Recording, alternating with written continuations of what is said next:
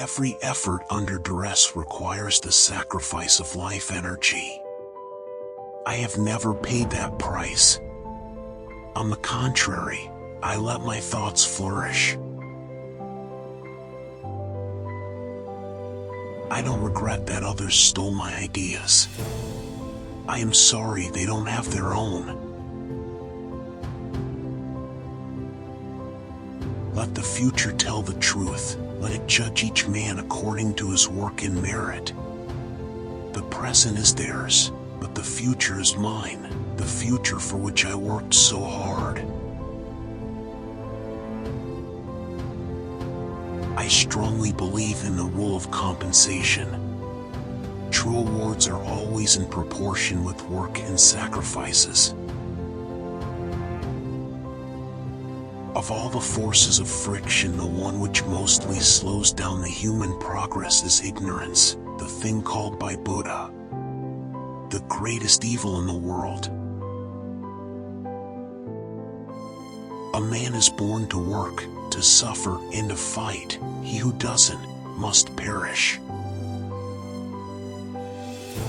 In crystal we have a pure evidence of the existence of a formative life principle. And although in spite of everything we cannot understand the life of crystals, it is still a living being. Crystals are living beings at the beginning of creation. All things have a frequency and a vibration. We are all one. People are interconnected by invisible forces. Although we have the freedom to think and act, we stick together, like stars on the heavenly arc, with unbreakable connections. These connections cannot be seen, but we can feel them. Peace in the world can only come as a natural consequence of universal illumination. I don't think there is any deeper fulfillment that can capture a human heart than the feeling of an inventor seeing his ideas materialized. Such feelings make man forget food, sleep, friends, love, everything. The progress and development of man are of immeasurable importance for humanity and are essentially dependent on invention. The most important product of a creative mind is an invention. Its ultimate aim is the rule of mind over nature and the use of its forces for the needs of mankind. The inventor finds a huge compensation in the pleasure offered by his work and in knowing that he is an individual of extraordinary capabilities without whom our species would long be extinct in the fierce struggle against merciless elements. The practical success of an idea, irrespective of inherent possibilities, depends on the attitude of contemporaries. Of all the forces of friction, the one which mostly slows down the human progress is ignorance, the thing called by Buddha the greatest evil in the world. The gift of mental energy comes from God, the Supreme Being, and if we concentrate our thoughts on this truth, we get into harmony with this great power. My mother taught me to seek all truth in the Bible. Scientists today think deeply instead of clearly. A man must be sane to think clearly, but it's possible to think deeply and be rather crazy. The progress of civilization seems like fire, first a spark, then the flame, and finally an explosion of fire, increasing its speed and power. Whatever we try to do in any area, we must submit it to our efforts, because we depend on the force. Our virtues and our failures are inseparable, just like energy and matter. When they separate, the man is not there anymore. A scientist is not aiming towards sudden results.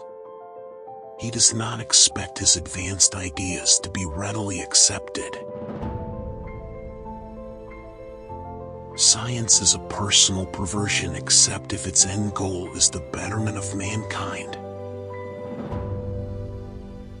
If I will have the luck to realize at least some of my ideas, it will be a benefaction for the whole mankind.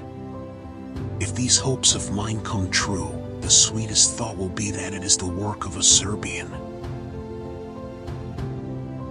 If you don't know how, observe the phenomena of nature. They will give you clear answers and inspiration. Insufficient observation is only a form of unknowing, a cause of many perverse incidents and a triumph of crazy ideas. I learned a dozen languages, studied literature and arts, spent my best years in libraries reading everything that came my way, and though I sometimes felt I was losing time, I quickly realized it was the best thing I ever did. If I try to continue a broken line of thought, I feel a veritable spiritual nausea. Then, almost by chance, I go over to another job, surprised by the freshness of mind and ease with which I overcome obstacles which had tormented me before. And as a rule, I find answers to difficult questions with the least possible effort. We must all have some ideal which will govern our behavior and satisfy us, but it is not material. It can be religion, art, science, whatever. It is only important that it acts as a non-material force. Money does not represent such a value as man has placed in it. All my money I invested in inventions which enabled new inventions, enabling an easier life for humanity. An individual is transitory, races and peoples will come and go, but man remains. This is wherein lies a deep difference between an individual and a whole. There are three possible solutions to the problem of increase of human energy: nutrition, peace, work. To conquer the steep force becomes more and more difficult every day. Defense is a continuous obtaining the advantages of attack, as if we make progress in the Sotonic science of destruction. As long as there are different nationalities, there will be patriotism. That feeling has to be rooted out from our hearts before the permanent peace is established. It should be replaced by love towards nature and scientific ideal. Science and inventions are strong forces which will lead to its termination. Conflicts between individuals, as well as the government and the people, are the result of misunderstanding in the broadest sense of this term. Misunderstandings are always caused by the lack of capacity to respect mutual opinion. The danger of conflict increases dangerously because of a more or less dominant feeling of belligerency which is present in every human being. The best way to oppose this tendency is to dispel the ignorance by a systematic spreading of general knowledge. Bearing this in mind, the most important is help through an exchange of opinions and relations. Mutual understanding will be infinitely easier by the use of one universal language. Our senses enable us to perceive only minute parts of the outer world. Our debate takes place at a small distance. Our sight is obstructed by a wall and a shadow. In order to get to know one another, we must circumvent the sphere of our feeling of perception. We must transfer our intelligence, travel, transport of material and transfer of energy needed for our existence. Irrespective of what the future shall bring, The universal application of these grand principles is completely in place, although their arrival seems long in coming. Practical transfer of energy without wires has an extraordinary importance for man. In such a way, everything that was great in the past was ridiculed, condemned, pushed aside, suppressed, only to come out greater, more victorious from this fight. They say that I am one of the most persistent workers. Maybe I am, if thought is equivalent to work, because I dedicated to it nearly all my time. But if work is interpreted as a finite activity in a finite time by specially determined rules, then maybe I am the worst sloth. Our first strivings are exclusively the instinctive stimulus of lively imagination and non-discipline.